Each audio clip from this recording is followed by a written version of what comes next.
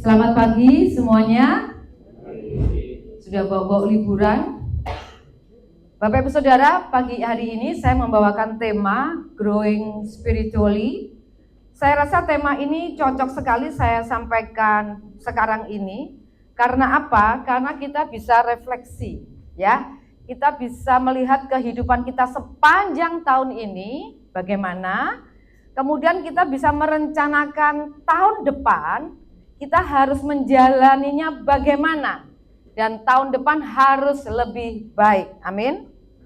Buat orang yang setia hadir dalam ibadah, setiap minggu hadir, saudara menjadi jemaat yang setia, atau juga bagi jemaat yang menjadi pengurus organisasi gereja, koordinator pelayanan, ketua kesan, yang setiap minggu melayani di mimbar, di meja hitam, di belakang sana, bahkan gembala. Saya rasa pertanyaan ini perlu ditanyakan pada pagi hari ini. Pertanyaannya begini saudara, apakah saudara bertumbuh secara rohani? Karena kita sudah ikut DK, sudah ikut HB, bahkan ada yang mengulang, karena memang bagus. Kita pikir, wah kita sudah tuntas, sudah selesai, sudah lengkap, kita sudah ngerti doktrin, tapi kita lupa tentang pertumbuhan rohani kita. Betul atau betul? Pertumbuhan rohani itu tidak bisa dilihat dari achievement, dari pencapaian kita, dari prestasi kita. Berapa jiwa yang sudah kamu menangkan? Bukan seperti itu. Kamu pernah jadi WL yang audiensnya berapa ratus, berapa ribu. Bermain musik dengan jadwal yang sangat padat pagi sore, mungkin di gereja mana-mana pun dipakai. Tapi sekali lagi yang perlu dicatat bahwa pertumbuhan rohani kita itu tidak berdasarkan prestasi ataupun pencapaian kita. Ya, Bapak Ibu Saudara, kita diselamatkan dengan pengorbanan Yesus, dengan darah yang mahal, pengorbanan penderitaan yang begitu menyakitkan. Bukan hanya saudara supaya mendapatkan surga saja, ataupun bukan supaya saudara mendapatkan apapun yang saudara inginkan, tetapi saudara menjadi representasi Allah di muka bumi ini. Jadi Allah menyatakan kehadirannya melalui Yesus. Yesus menyatakan kehadirannya di muka bumi ini melalui kita. Jadi kita ini penting bagi Tuhan. Tuhan mau melakukan sesuatu untuk kita dan melalui kita. Jadi goal kita setelah diselamatkan adalah menjadi serupa dengan Kristus. Dengan demikian kita bisa merepresentasikan Kristus di muka bumi ini. Karena itu kita harus mengalami yang namanya pertumbuhan rohani untuk mencapai kedewasaan rohani. Kedewasaan rohani inilah yang bisa membuat kita merepresentasikan Yesus di muka bumi ini. Tetapi banyak orang seringkali berhenti pada saat mereka menerima Yesus. Datang kepada Yesus, mendapatkan pengampunan, menjadikan Yesus juru selamat, stop sampai di situ. Dan mereka tidak mau diperlengkapi, tidak mau dimuridkan. Makanya seumur-umur jadi orang Kristen, bahkan puluhan tahun, mungkin dari ruko ini masih 1 sampai 3, tetapi mereka tetap menjadi bayi rohani. Betul saudara? Ibrani 5 ayat 11 sampai 14 mengatakan begini. Tentang hal itu banyak yang harus kami katakan, tetapi yang sukar untuk dijelaskan karena kamu telah lamban dalam hal mendengarkan. Sebab sekalipun kamu ditinjau dari sudut waktu sudah seharusnya menjadi pengajar, kamu masih perlu lagi diajarkan asas-asas pokok dari pernyataan Allah, dan kamu masih memerlukan susu, bukan makanan keras. Sebab barang siapa masih memerlukan susu, ia tidak memahami ajaran tentang kebenaran, sebab ia adalah anak kecil. Tetapi makanan keras adalah untuk orang-orang dewasa yang karena mempunyai panca indera yang terlatih untuk membedakan yang baik daripada yang jahat. Bapak Ibu Saudara, kita harus bergerak dari bayi rohani menjadi orang yang dewasa rohani. Saudara tahu bagaimana ciri bayi? Pertama, dia itu egois, betul? Tidak mau tahu, yang penting dituruti. Mau jam berapapun minta susu, nggak mau tahu, yang penting nangis, minta dituruti. Itu bayi. Kemudian bayi juga minta dilayani. Ma makan, ma pipis, minta dilayani semua. Bahkan ada yang bawa tas sekolahnya saja tidak mau, harus ada yang bawain. Itu bayi.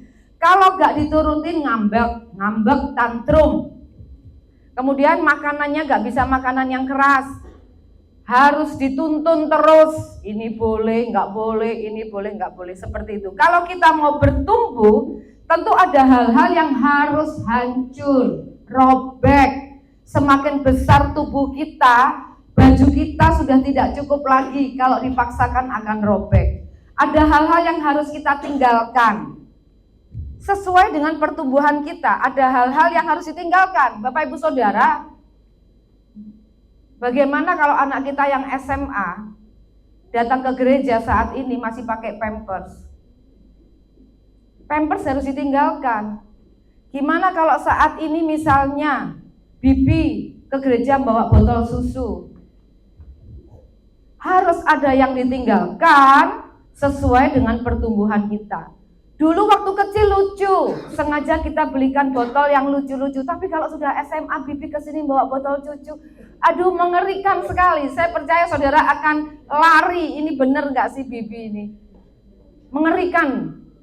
Nah, ada hal-hal yang harus kita lepaskan, kita tinggalkan karena proses pertumbuhan. Makanya Bapak Ibu Saudara, kenyamanan tidak bisa satu paket dengan pertumbuhan.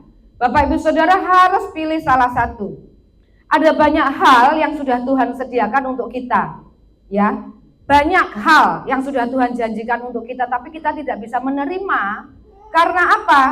Karena kita tidak bertumbuh menjadi pribadi yang dewasa rohani. Tetap kanak-kanak rohani. Coba sebagai orang tua Bapak Ibu Saudara, saudara sudah menyiapkan misalnya mobil, saudara sudah menyiapkan mungkin fasilitas berlibur, saudara sudah siapkan harta yang banyak, tetapi saudara lihat anak saudara tetap bayi, tetap kanak-kanak, tidak bertumbuh menjadi dewasa. Kira-kira saudara berani enggak menyerahkan harta yang begitu banyak, begitu penting untuk anak saudara yang masih kanak-kanak? Saudara akan tunggu. Makanya saudara, kita tidak bisa mendapatkan apa yang disediakan Tuhan karena kita kanak-kanak. Kita bayi, kita mau baca dari Keluaran 23 ayat 30. Bapak Ibu Saudara, saya mau pakai yang bahasa Inggris, easy to read version ya. Saudara bisa cek di Keluaran 23 ayat 30. So I will force them out of your land very slowly. I will do this as you grow and eventually take the land to be your own. Jadi artinya gini, jadi aku akan mengusir mereka dari tanahmu secara perlahan. Aku akan melakukan ini seiring pertumbuhanmu. Di terjemahan yang lain dikatakan sampai engkau bertambah besar, untuk tumbuh cukup kuat, dan akhirnya mengambil alih tanah itu menjadi milikmu. Tuhan akan memberikan tanah perjanjian, juga menunggu orang Israel bertumbuh, dewasa, bisa dipercayai, bisa diserahin tanah untuk menjadi miliknya. Jadi ada hal-hal di dalam Tuhan yang Tuhan sudah sediakan, Tuhan janjikan, yang hanya saudara dapatkan bila saudara bertumbuh besar, bertumbuh dewasa secara rohani. Jadi kalau misalnya saudara ngomong sama Tuhan, Tuhan aku ingin keuanganku meningkat, tapi Tuhan kepingin saudara dulu yang meningkat. Kalau saudara bilang Tuhan aku ingin anak-anakku berubah, Tuhan kepingin saudara dululah yang berubah. Jadi kalau saudara ingin pernikahan saudara lebih baik, Tuhan akan ngomong sama saudara, Tuhan ingin saudara menjadi pasangan yang lebih baik. Jadi pertumbuhan rohani, kedewasaan rohani itu akses, password ke dalam hal-hal yang sudah Tuhan sediakan, ke dalam hal-hal yang akan diwariskan untuk kita. Jadi saudara, kita harusnya bertanya-tanya saat ini, berarti kalau saya tidak bertumbuh secara rohani, saya tidak dewasa rohani, berapa banyak kita kehilangan berkat-berkat dari Tuhan. Berapa banyak Bapak Ibu Saudara. Kita akan menyesal kalau kita tetap tidak bertumbuh secara rohani. Jadi Bapak Ibu Saudara, kalau kita hitung berapa banyak, biar itu menjadikan trigger saudara untuk saudara mau tahun ini, di akhir tahun ini, bahkan di tahun depan saudara mau bertumbuh secara rohani. Bapak Ibu Saudara, mungkin saat ini saudara ngomong gini sama Tuhan, aduh Tuhan aku bosen, kenapa hidupku begini-begini aja. Tidak ada perbaikan, tidak ada peningkatan, padahal Tuhan janji kamu akan naik dan tidak turun, kamu akan memberi pinjaman dan tidak meminjam. Kenyataannya kok sebaliknya. Tuhan mau jawab pertanyaan saudara melalui firman Tuhan pagi ini, bahwa janji itu bisa saudara terima kalau saudara bertumbuh menjadi orang yang dewasa rohani. Saat bertumbuh, sekali lagi ada banyak hal-hal yang kita tinggalkan, kita lepaskan, tetapi ada juga banyak hal yang Tuhan sediakan, jauh lebih banyak yang Tuhan sediakan. Pertumbuhan rohani itu tidak terjadi secara instan, tidak terjadi hanya satu kali Bapak Ibu Saudara, tetapi merupakan perjalanan yang berkesinambungan untuk menjadi serupa dengan Kristus. Seperti tadi saya katakan, pertumbuhan rohani itu bukan masalah prestasi, pencapaian, tidak ditandai juga dengan perubahan lahiriah, tetapi perubahan kedewasaan, pertumbuhan kerohanian kita itu merupakan transformasi batiniah yang menyelaraskan kehendak kita dengan kehendak Tuhan. Jadi pertumbuhan rohani akan terlihat bagaimana cara kita menanggapi masalah, bagaimana cara kita memperlakukan orang lain, dan bagaimana keinginan kita untuk menyenangkan hati Tuhan di atas segala-galanya. Bapak Ibu Saudara, jangan anggap enteng kondisi kita yang stagnan. Oh, aku stagnan, aku stuck, aku nggak kemana-mana. Salah Bapak Ibu Saudara.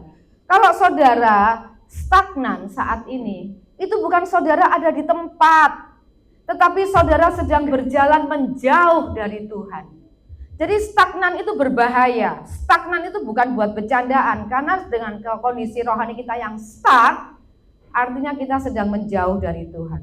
Ada beberapa tanda bahwa kita sedang bertumbuh secara rohani, yang masing-masing kita bisa cek untuk diri kita sendiri, bukan untuk menuju orang lain.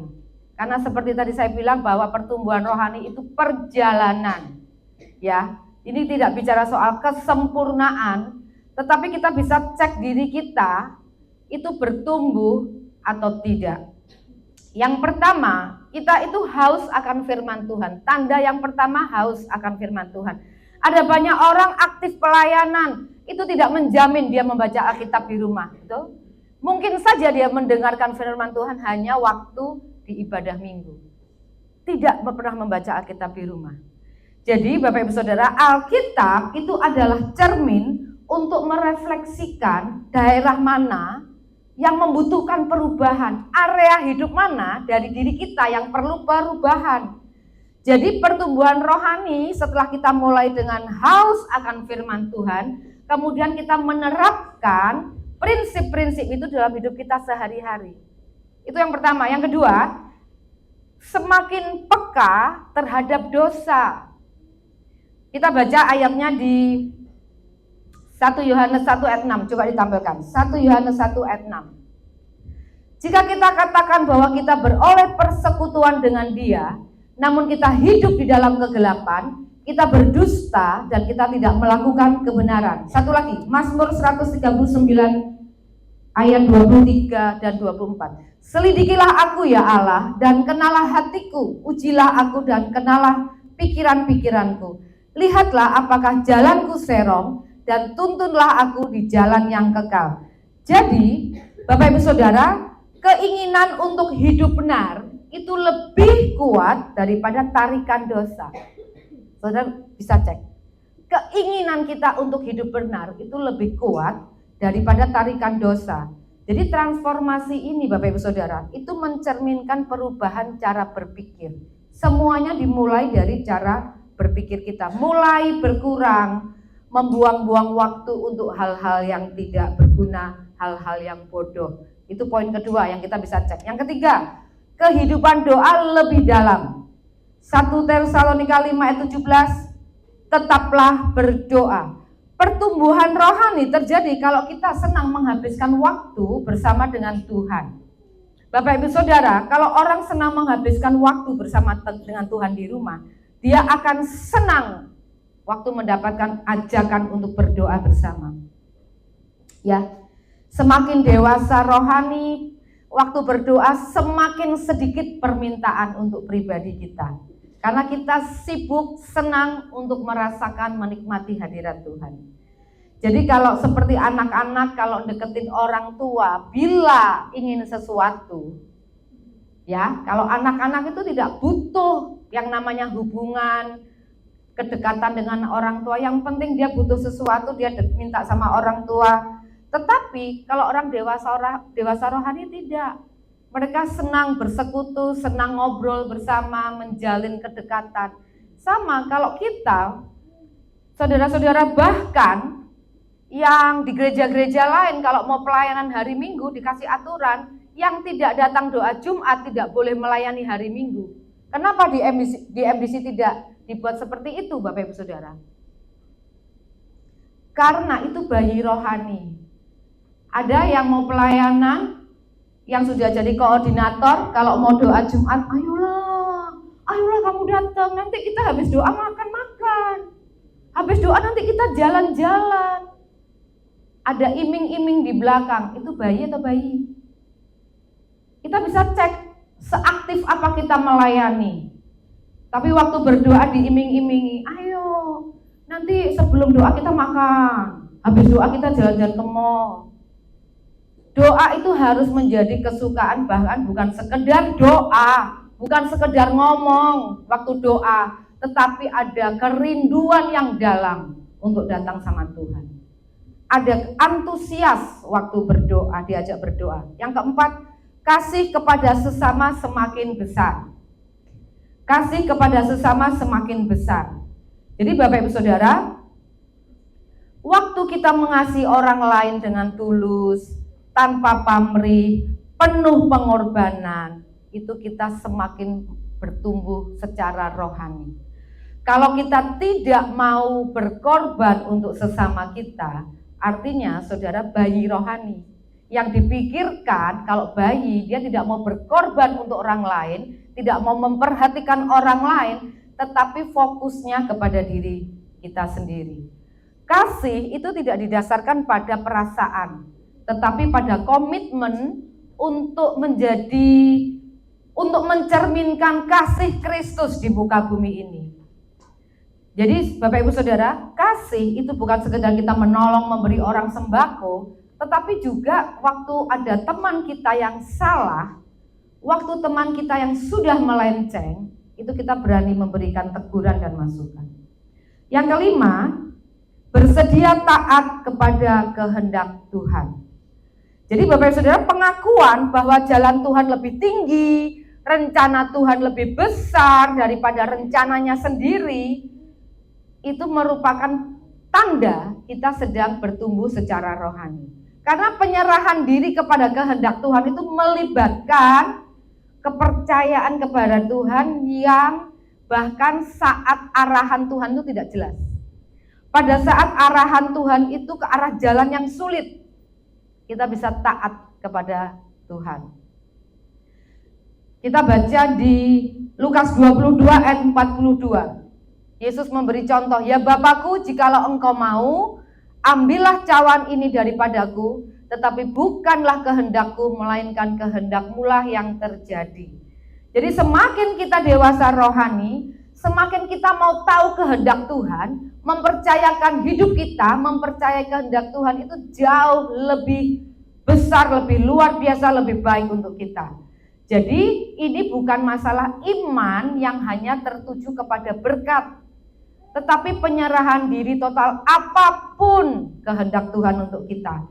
Yang keenam yang perlu kita cek, semakin kita dewasa rohani, tandanya adalah kita mau melayani sesama.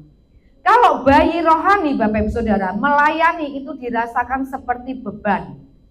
Ya, seperti beban yang akhirnya omelan-omelan dan sebagainya. Tetapi kalau dewasa rohani, itu pengabdian kepada Tuhan itu dengan melayani sesama yang membutuhkan, itu kita pandang sebagai satu kehormatan.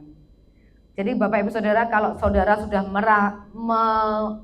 merasakan bahwa waktu saudara melayani, bahkan setiap minggu tidak pernah dikasih off, tapi saudara tidak merasakan itu sebagai beban, tetapi itu sebagai kehormatan, itu saudara sedang menuju pertumbuhan rohani, menjadi manusia yang lebih dewasa.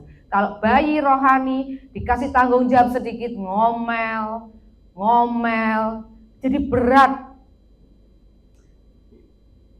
Bapak Ibu Saudara, di ayat Yohanes 13 ayat 15 kita baca. Yohanes 13 ayat 15. Aku berkata kepadamu, Yohanes 13 ayat 15.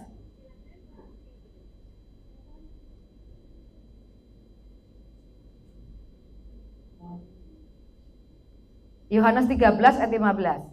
Sebab aku telah memberikan suatu teladan kepada kamu, supaya kamu juga berbuat sama seperti yang telah kuperbuat kepadamu. Ini Yesus dikatakan setelah Yesus membasuh kaki para murid. Bapak Ibu Saudara melayani tidak pernah kan disuruh mencuci kaki sesama kita. Enggak sampai begitu. Enggak sampai keluar keringat yang gimana gitu saudara. Kalau saudara keluar keringat kan gereja kasih saudara makan nasi padang paling tidak. Enggak sampai sesengsara itu Bapak Ibu Saudara. Tapi kalau orang itu masih bayi rohani akan ngomel-ngomel. Kok cuma nasi padang? Kok enggak dikirimin pizza? Kok enggak dibeliin sushi? Bisa seperti itu Bapak Ibu Saudara. Kemudian kalau saudara selalu merasa aku sibuk enggak bisa melayani, selalu alasannya sibuk, saudara bisa bayangkan kalau pekerjaan saudara itu diambil. Saudara kan pengen waktu, terus saudara pekerjaannya diambil supaya saudara punya waktu, mau? Saya tahu Tuhan itu suka dengan orang yang rajin Bapak Ibu Saudara. Tuhan tidak suka dengan orang yang malas. Kalau kita saja memberi tugas kepada orang yang malas, jawabannya apa? Ntar.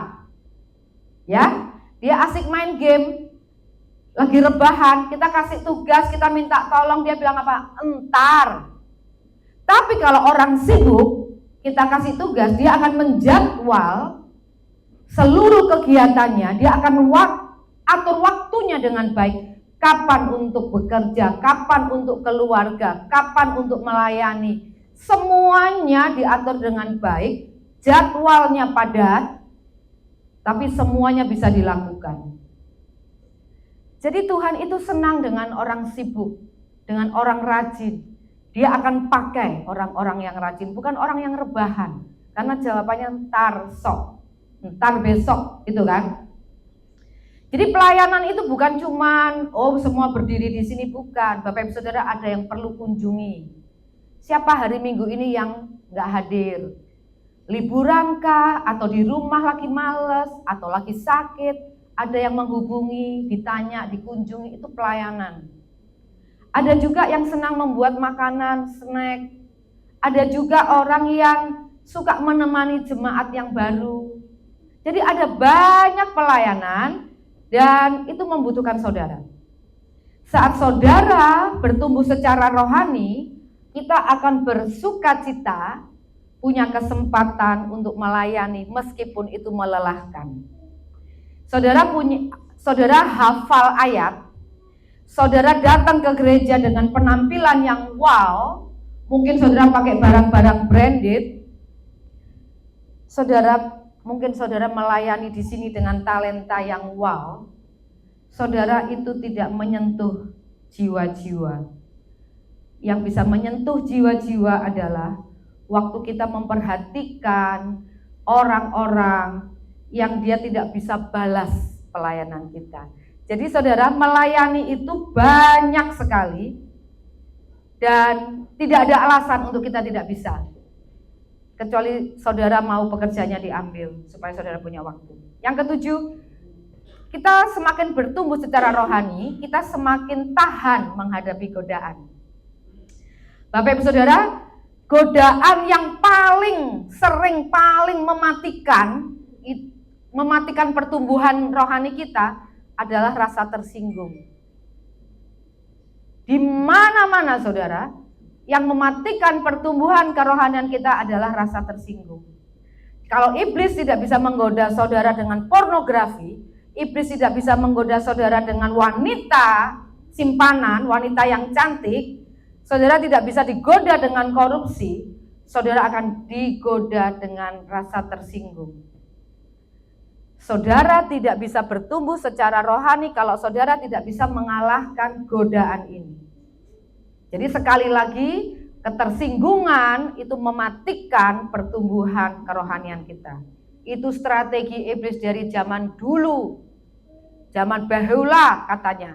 Tapi sampai sekarang toh kita orang Kristen selalu kalah dalam hal ini. Saudara, ada juga godaan untuk main games. Sampai lupa waktu. Gak ada waktu untuk baca Alkitab. Main games 2 jam itu tidak terasa. Baca Alkitab 5 menit itu sangat berat katanya. Kalau saudara main game, saudara tidak akan berdoa, saudara tidak akan punya waktu untuk WA teman untuk menjangkau jiwa. Saudara akan males sekali. Nah, saudara bisa nggak kalahkan itu? Itu tanda pertumbuhan rohani. Jangan kita itu cuma hafal ayat, kita tuh merasa setiap minggu sudah tampil di sini melayani, tetapi saudara tidak bisa mengalahkan godaan hanya main games, saudara. Yang ke-8, tandanya kita bertumbuh secara rohani itu adalah iman kita semakin teguh. Yakobus 1 ayat 3 sampai 4. Yakobus 1 ayat 3 sampai 4. Sebab kamu tahu bahwa ujian terhadap imanmu itu menghasilkan ketekunan. Dan biarkanlah ketekunan itu memperoleh buah yang matang supaya kamu menjadi sempurna dan utuh dan tak kekurangan suatu apapun. Bapak Ibu Saudara, pertumbuhan rohani kita yang paling kelihatan, paling bersinar kalau kita mengalami masalah dan penderitaan. Betul? Iman kita akan menjadi kesaksian yang kuat.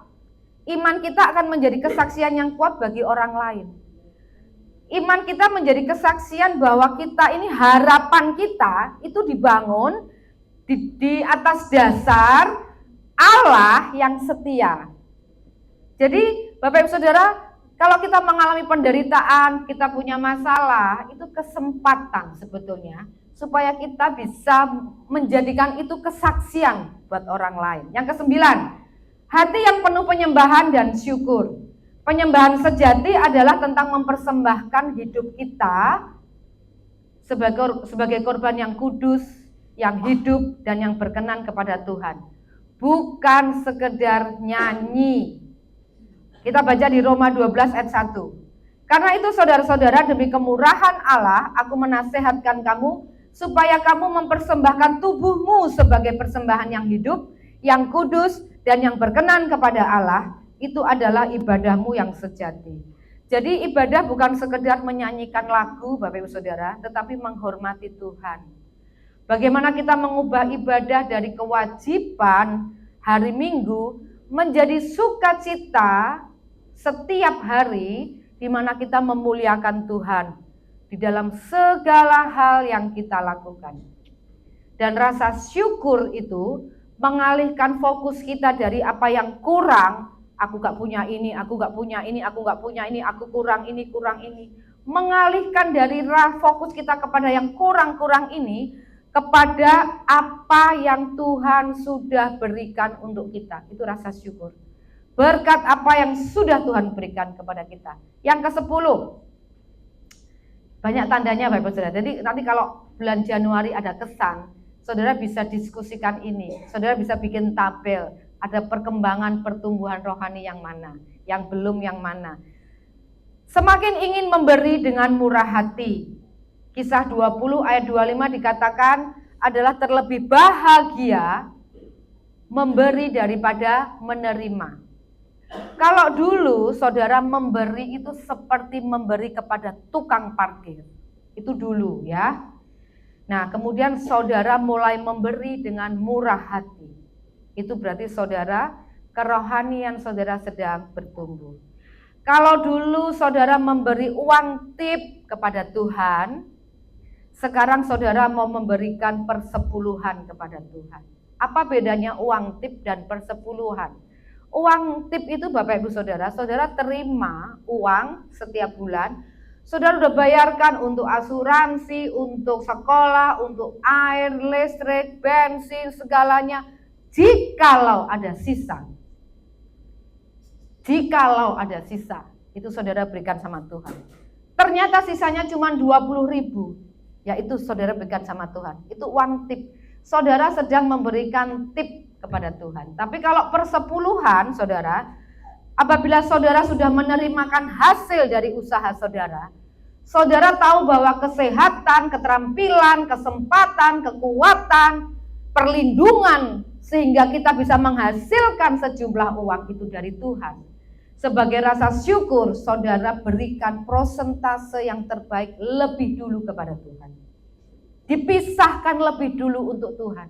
Itu saudara memberi persepuluhan, bukan uang tip. Jadi saudara harus bergerak dari memberi uang tip menjadi memberi dengan prosentase yang memuliakan Tuhan, yang Tuhan mau. Saudara, kalau saudara tidak bisa hidup dengan uang yang 90%, saudara juga tidak bisa hidup dengan uang yang 100%. Lebih baik kalau buat saya, hidup dengan uang yang 90% disertai dengan berkat Tuhan, daripada 100% di dalam kontrol kita sendiri. Jadi Bapak Ibu Saudara, itu semua bisa saudara cek, tidak perlu menunjuk orang, tetapi itu untuk pribadi kita. Diskusi di Kesan sangat baik Bapak Ibu Saudara. Dan untuk bertumbuh secara rohani, kita perlu 3 hal yang harus ada. Ini rumusnya Bapak Ibu Saudara. Yang pertama, saudara harus punya lingkungan, saudara harus berinvestasi, dan ada waktu. Artinya begini saudara, bayi itu perlu lingkungan, betul? Bayi perlu lingkungan berupa rumah. Bayi kita kasih makan, kita kasih vitamin, kita kasih waktu, tetapi dia di luar rumah, dia kedinginan, kepanasan, dia bisa kena penyakit ini dan itu, dia tidak bisa bertumbuh, bahkan dia bisa mati. Jadi bayi itu perlu punya lingkungan yang benar, yang sehat, kemudian dikasih investasi, dikasih susu, makan yang bergizi, vitamin, kemudian diberikan perlu waktu, maka bayi itu akan bertumbuh. Makanya dari bayi bisa segede bibi seperti itu. Itu karena punya 3 lingkungan ini Bapak Ibu Saudara. Kalau saudara, bayi itu di dalam rumah, tidak diberi susu, tidak diberi makan, tidak diberi vitamin, ditaruh rumah saja dan diberi waktu, dia tidak akan bertumbuh, dia akan mati. Jadi, kalau orang baca Alkitab, mau menghafal seperti apapun saudara, tetapi kalau berada di lingkungan yang tidak tepat, di lingkungan yang tidak benar, tidak akan bertumbuh saudara. Jadi kita perlu lingkungan, kita perlu investasi, kita perlu waktu. Kenapa orang pergi ke gereja? Kenapa orang harus ikut Kesan? Itu lingkungan yang benar. Itu lingkungan yang tepat. Bapak Ibu Saudara, jangan membayangkan gereja atau Kesan itu harus selalu menyenangkan, harus selalu meriah, harus selalu ketawa ketiwi. Enggak Bapak Ibu Saudara. Justru kita bisa bersama-sama bagaimana mengatur gereja, bagaimana mengatur Kesan bersama-sama dengan teman, itu menjadi tempat yang nyaman, tempat yang benar, yang tepat untuk orang bertumbuh. Begitu saudara bekerja sama membuat tempat itu menjadi tempat yang bertumbuh, bukan toksik, dengan sendirinya kita, saudara, juga akan bertumbuh secara rohani.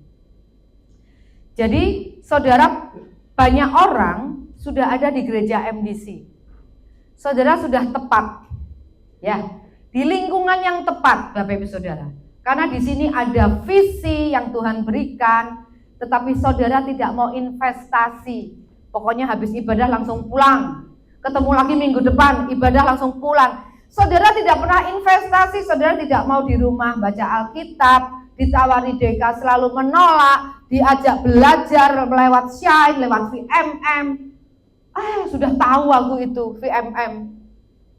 Saudara cek, apa saudara sudah bisa jadi suami yang benar di mata Tuhan sampai saudara merasa tidak perlu VMM. Saudara tidak mau investasi waktu. Saudara tidak mau berinvestasi apapun meskipun di MDC ini saudara. Yang lainnya melejit, melesat, bertumbuh, saudara akan tetap tidak kemana-mana. Dan itu artinya menjauh dari Tuhan. Di sini saudara dibekali dengan pelatihan EE. Saudara diperlengkapi, tapi saudara tidak mau investasi waktu. Ya saudara nggak bisa apa-apa. Jangan disalahkan yang lain. Aku nggak bertumbuh gara-gara si A, si B. Aku nggak bertumbuh gara-gara gereja si begini begitu. Enggak, saudara. Lingkungan ini sudah tepat buat saudara, tapi saudara harus investasi. Kalau saudara sudah investasi, saudara perlu waktu. Perlu waktu untuk investasi kita itu bertumbuh. Pertumbuhan itu proses, bukan untuk sempurna, tetapi untuk semakin serupa dengan Kristus. Mungkin selama ini saudara fokus kepada perubahan. Aku kok gak berubah-berubah ya? Sampai tertekan, aku kok gak berubah-berubah. Saudara fokusnya kepada perubahan, salah saudara. Saudara itu harus ganti fokus kita kepada pertumbuhan. Kalau kita fokusnya kepada pertumbuhan, maka saudara tanpa saudara sadari, saudara akan mengalami perubahan. Saudara kalau punya bayi, saudara sudah taruh di lingkungan yang tepat, saudara sudah kasih makanan, vitamin, gizi yang tepat, saudara nggak perlu cek buka mulutnya bayinya, aduh giginya kok nggak keluar-keluar ya, besok lagi dibuka lagi giginya kok nggak keluar-keluar, atau berat badannya berapa, nggak perlu saudara. Nanti lama-lama tiba-tiba loh bajunya kok udah nggak cukup ya, sepatunya kok udah nggak cukup ya, itu perlu waktu saudara. Jadi nggak perlulah kita bolak-balik sampai stres mikir aku udah berubah apa enggak. Saudara fokus kepada pertumbuhan rohani saudara. Dengan sendirinya perubahan itu akan menyertai. Saya undang pemain musik naik. Jadi pertumbuhan rohani itu perjalanan berkelanjutan yang membawa kita untuk lebih dekat kepada Tuhan. Mengubah setiap aspek hidup kita sehingga hidup kita semakin memuliakan Tuhan. Jadi tanda-tanda tadi bukan untuk mencapai kesempurnaan Bapak Ibu Saudara, tetapi supaya kita semakin serupa dengan Kristus. Jadi yakinlah bahwa pertumbuhan itu adalah merupakan kesaksian tentang kesetiaan dan karya Tuhan, karya Roh Kudus di dalam diri kita. Saudara, kemajuan sekecil apapun itu berharga di mata Tuhan. Saudara jangan berkecil hati. Ikuti prinsip-prinsip yang Tuhan ajarkan. Perubahan sekecil apapun itu berharga di mata Tuhan. Pertumbuhan rohani itu perlu kesabaran, perlu kerendahan hati. Kalau selama ini saudara sudah memulainya, saudara komitmen, saudara teruskan. Dan perubahan itu akan menyertai. Kalau saudara selama ini mengalami saudara tidak kemana-mana merasa stuck kondisi saudara. Saudara tidak mengalami apapun meskipun saudara tampil melayani. Tetapi saudara khotbah pada pagi hari ini saudara responi dengan mengambil komitmen bahwa saudara akan mulai mengambil waktu. Apalagi saudara memasuki tahun 2026. Kita komitmen untuk bersama-sama kita bisa bertumbuh secara rohani. Sehingga berkat-berkat yang Tuhan sediakan yang selama ini pending, selama ini ditahan buat saudara, karena saudara masih kanak-kanak, saudara tidak siap, tahun 2026 akan dicurahkan bagi kita. Amin Bapak Ibu Saudara. Mari kita naikkan pujian ini.